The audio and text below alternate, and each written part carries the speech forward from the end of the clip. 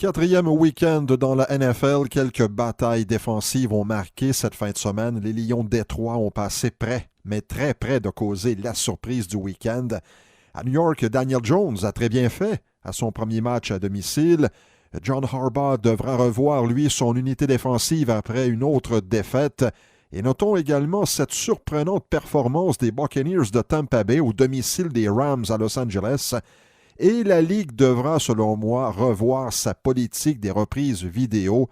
Les matchs sont interminables. On va constamment aux reprises. Alors, on débute cette rétrospective avec le match Titans-Falcons remporté par les Titans 24-10. Je faisais référence ce vendredi au problème des Falcons en attaque et Matt Ryan a accumulé 397 verges par la passe. Donc, on peut s'attendre à une belle performance, mais la défensive des Titans a fermé la zone des buts. Alors, Ryan n'a aucune passe de toucher et chez les Titans, Derrick Henry a terminé le match avec 100 verges au sol, alors que les Falcons ont accumulé que 58 verges au total durant le match. Les Browns ont eu raison des Ravens de Baltimore 40-25. La défensive des Ravens, qui avait été identifiée comme la force de l'équipe avant le début de la saison, vient d'accorder 73 points au cours des deux derniers matchs. Lamar Jackson a réussi 3 passes de toucher, mais a aussi été intercepté à 2 occasions.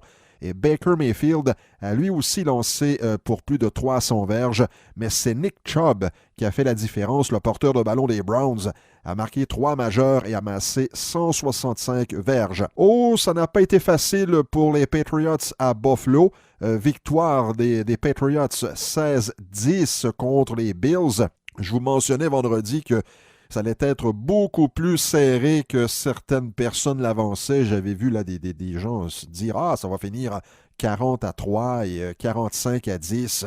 Je n'ai jamais cru cela parce que les Bills, depuis 2-3 ans, ont toujours de bonnes performances contre les hommes de Bill Belichick. Alors, les partisans des Patriots qui s'attendaient justement à un match facile ont vu leurs favoris se sauver de Buffalo avec une victoire à l'arraché. La défensive des Bills a rendu la vie très dure à Tom Brady qui n'a lancé que pour 150 verges de gains aériens et aucune passe de toucher. Il a été intercepté une fois dans la zone des buts. Et les deux défensives ont été au centre du match du début à la fin. Les Bills ont échoué, mais ne peuvent plus être pris à la légère. Mais permettez-moi de revenir sur la défensive de la Nouvelle-Angleterre. C'est une unité qui a beaucoup de ressources et ça sera excessivement difficile vaincre cette équipe. On a vu là, Brady n'a pas été vraiment à son meilleur et les Patriots ont quand même gagné. C'était serré, mais ils ont gagné.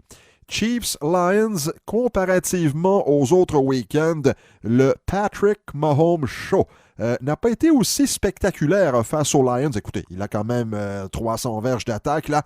Mais pour la 4e fois de sa jeune carrière, Mahomes n'a aucune passe de toucher. Les Lions ont amassé 186 verges au sol, ont créé plusieurs revirements, mais ont aussi manqué d'opportunisme 2 fois. Ils se sont retrouvés à la porte des buts sans marquer un seul point. Le match s'est joué lors de ces 2 possessions et notons cette belle performance de Mahomes en fin de match. Il a mené les Chiefs jusque dans la zone des buts. Panthers-Texans, victoire des Panthers 16-10 et à l'instar du match à Buffalo, l'affrontement a été une affaire de défensive et même les prouesses de Deshaun Watson n'ont pas suffi cette fois-ci. Il a été limité à 160 verges de gains aériens et les Panthers ont imité toutes les autres équipes qui affrontent Houston, c'est-à-dire on a mis de la pression sur le quart arrière et Watson a été rabattu à 6 occasions derrière sa ligne de mêlée et pourchassé constamment. Vraiment, là, vraiment, les Texans, Bill O'Brien, là, le pilote des Texans, doit trouver une façon et vite de protéger Deshaun Watson.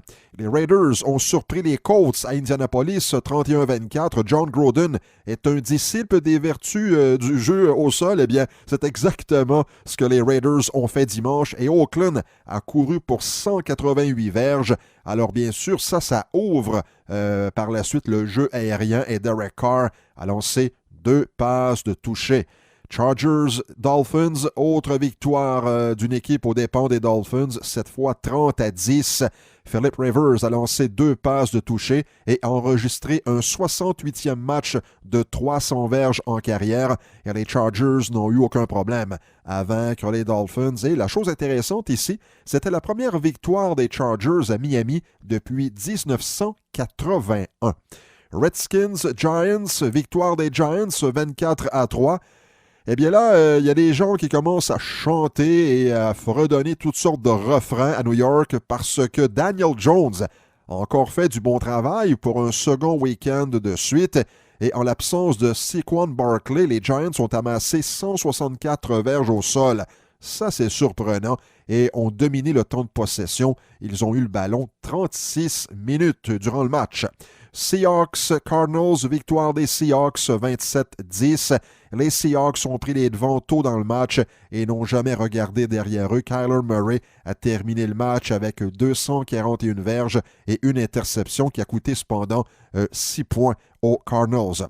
Buccaneers-Rams, il est rare, très très rare de voir Wade Phillips être totalement dominé par une offensive adverse. C'est ce qui est arrivé dimanche au coordonnateur parce que la défensive des Rams a accordé 55 points et plus de 500 verges d'attaque. Et les amateurs ont vu des jeux spectaculaires, des jeux truqués, des revirements. Les quarts arrière ont amassé d'impressionnantes statistiques, notamment Jared Goff, 517 verges. Et les deux équipes ont marqué 44 points au quatrième quart. À l'inverse, les formations avaient décidé de remiser les défensives au placard. Alors c'est le genre de match que les amateurs adorent et des rencontres que les entraîneurs-chefs détestent. Vikings-Bears, victoire des Bears 16-6. Les Bears ont harcelé Kirk Cousins tout le match et ont remporté ce match. Là, on surveille l'état de santé de Mitch Trubisky qui aurait une séparation de l'épaule. Jaguars-Broncos, autre revers des Broncos, cette fois 26-24 contre les Jaguars. Est-ce que les supporters des Jaguars pensent à Nick Foles? Grâce à Gardner Minshew, rares sont les amateurs qui attendent maintenant le retour de Nick Foles. Limité en première demi, Minshew a cependant repris du poil de la bête au troisième quart. Il a retrouvé son aplomb et avec 2 passes de toucher notamment. Et de son côté, la défensive des Broncos a été incapable de stopper Leonard Fournette. 225 verges au sol. Écoutez, les Jaguars ont totalement dominé le temps de possession. 39 minutes contre 21 seulement pour les Broncos. Dimanche en soirée, on a eu tout un match, encore une fois, c'était défensif. Victoire des Saints 12-10 contre les Cowboys. Les Saints ont ainsi vaincu les Cowboys qui présentaient un dossier parfait de 3-0. Ezekiel Elliott a été complètement neutralisé avec une moyenne de 1,9 verges par course. Et pour les Saints, Teddy Bridgewater a été à nouveau brillant en l'absence de Drew Brees. Et lundi soir au Monday Night Football, victoire des Steelers de Pittsburgh 27-3 contre les Bengals de Cincinnati. Les Steelers ont finalement remporté ce premier match. Et aussi étrange, écoutez-moi bien là, aussi étrange que cela peut paraître, la troupe de Mike Tomlin n'a qu'un seul match de retard sur Baltimore et Cleveland.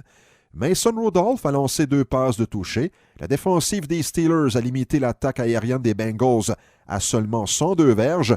Et le week-end prochain, les Steelers affronteront les Ravens. Je ne pense pas qu'il y aura d'équipe dans cette division avec 12 ou 13 victoires. Je pense qu'avec 10 victoires, une équipe pourra mettre la main sur le championnat de la division. Et si c'est le cas, les Steelers sont aussi en vie que les Browns et les Ravens.